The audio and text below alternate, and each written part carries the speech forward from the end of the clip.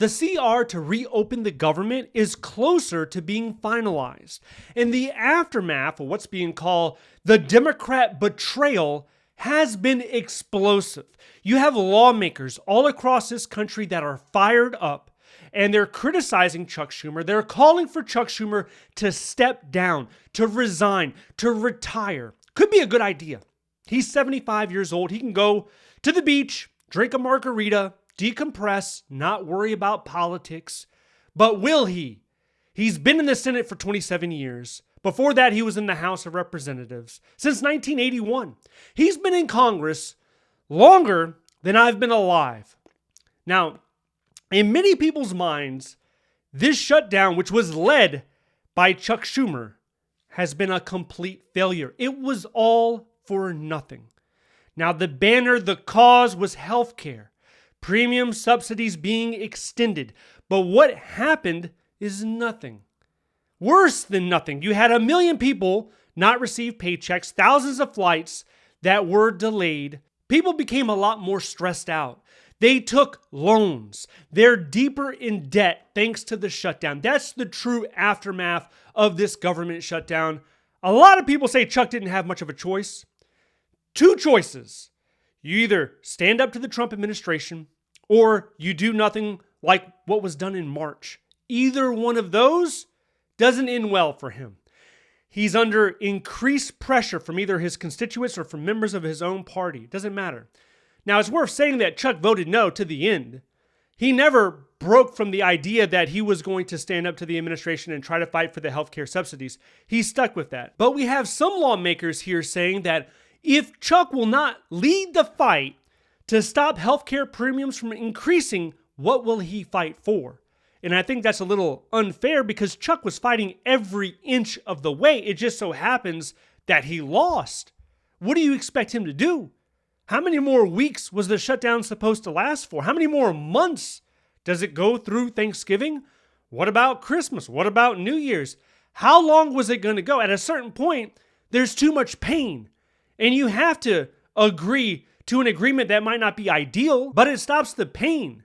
Now, what's going to happen with Chuck Schumer? Not much is going to happen with him. He still has 3 years. He has all the way until 2028. He's going to keep his seat in the Senate. He's not up for re-election until 2028. By that time, he'll be like 77, 78 years old. He has announced that he's planning to run for re-election. You know, he's going to throw his hat back in the ring. He'll probably get it. He'll probably still be in the Senate. But what this shows, I believe, from the Democratic Party is they're not able to be united. They were not able to stick together. You had some backroom deals. They pushed back on Chuck. It doesn't look good. What do we have next year? We have midterm elections. What's going to happen? You already know what's going to happen. The Democrats are more than likely, probably 90% chance, they're going to retake the House of Representatives. And it's not because of anything that happened in 2025. Not really. It's not because of the Trump administration. That's just the way it goes. When one party has a trifecta, what ends up happening the next midterm election, they lose it. Something called the Iron Law since 1950, pretty much every time, just about. No party is able to maintain both chambers of Congress and the presidency. It just doesn't happen. People are looking for change. People are not happy, and they're constantly looking for change. So yeah, the Democrats will more than likely take back the House. What was really outrageous during this shutdown period is the fact we have 95% of lawmakers in Congress still collecting their paycheck. Now, you probably already know this, but the net worth of an average lawmaker, it's over $1 million. You know how much the average lawmaker in Congress, how much do they get paid? It's about $175,000 a year. So every paycheck that comes in, it's at least $6,000. So you have these lawmakers cashing their $6,000 checks. Even though they're worth over $1 million, they're cashing in each and every check. And you have federal workers not getting paid a penny. You had over 1 million of them not getting paid. Think about a VA hospital, a nurse providing health care, working a double shift. She's trying to take care of a veteran. She's getting paid $0.00. But the lawmaker who failed to compromise and reach an agreement, and that's the whole reason that we have this shutdown, They're collecting their $6,000 checks. That seems completely backwards. There should be more public outcry based on the fact that only 5% of lawmakers decided to do the right thing and give up their paychecks. It's ridiculous. We had Americans taking out loans to make their mortgage payment, to make their rent payment. It's completely out of touch with the average American worker, but it's still happening. Pass a law. Make it so that if you fail to do your job in Congress, you will not continue to get your $6,000 checks. It's ridiculous. And then while we're talking about it, what about term limits? When's the next time we're going to have a conversation about term limits? Because are you telling me that Chuck Schumer is the best person for 3 to 4 decades? He's the absolute best person to represent citizens in New York? How can that be? You have 20 million people that reside in New York, at least 20 million. And Chuck Schumer's the only one.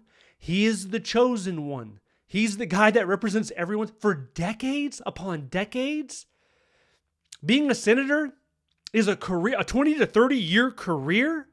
How can you have the best interests of your constituents if you don't even know what it's like? You spend so much time in DC. You spend so much time on Capitol Hill. You have no idea, completely out of touch with the average American worker. And still, time and time again, elected into power. Why? How? Well, it all comes back to money. The money is in his favor, and he collects it, and he continues to hold a grip on his Senate seat. Another thing that we saw recently was the president take to social media to express some of his outrage and frustration with federal workers. So take a look at this. It says, air traffic controllers need to get back to work now. The air traffic controller that didn't take any time off for the Democrat shutdown hoax, I will be recommending a bonus of $10,000 per person. First off, what hoax? The government actually shut down for over 40 days, making it the longest shutdown in the history of the country. That actually happened. And the Democrats, they were supporting the belief that premium health care subsidies should be expanded. How is that a hoax? You can disagree with it, but that's part of their ideology, and they deeply believed in it. That's what they were fighting for. And once again, they lost, but they were fighting for that. It's not a hoax.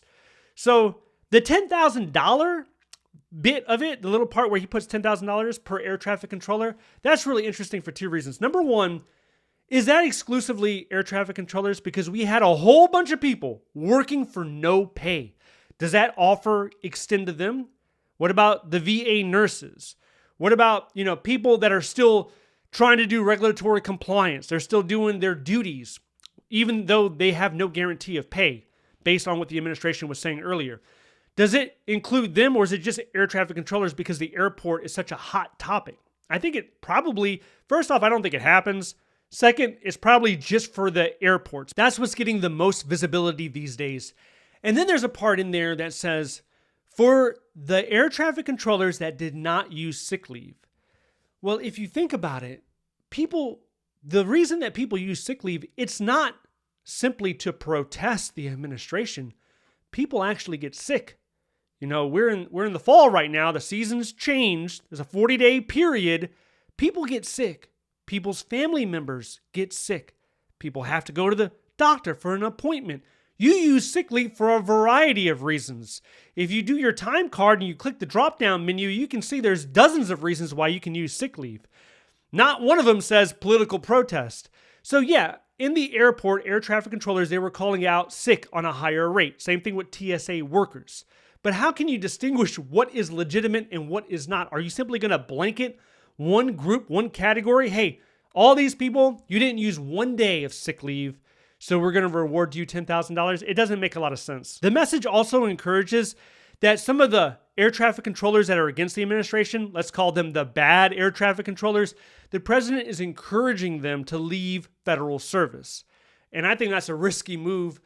The main reason it's risky is there's a severe shortage of air traffic controllers. It doesn't matter what their political ideology is. They have a skill set that's necessary for public safety. You have to retain them. You know how long it takes to train up a new air traffic controller? 18 to 24 months minimum. That means you're looking at, if you wanted to do fresh recruits right now, you're looking at at least 2028. And what happens? What happens to the airport operations that you have now? If you're just going to push people out, they're already incredibly understaffed. You're going to have a severe issue all throughout the country in airports if you just decide to willy-nilly cut air traffic controllers. I've been talking to some that have been looking to leave. Now, you saw the numbers we talked about the other day. You have something like 15 to 20 air traffic controllers that are retiring every single day at a rate that's 400% normal. So they're already leaving, and now you're encouraging them to leave even sooner? Doesn't make a lot of sense. But in addition to this, AI is coming. It's going to impact jobs all across the country, to include federal jobs. If you want to know which jobs will most likely not be impacted, jobs in the government that will be here this decade and next. If you want to know that, check this video out next. Stay updated by signing up to the free newsletter down below. Thank you so much for watching, and I'll see you in the next one.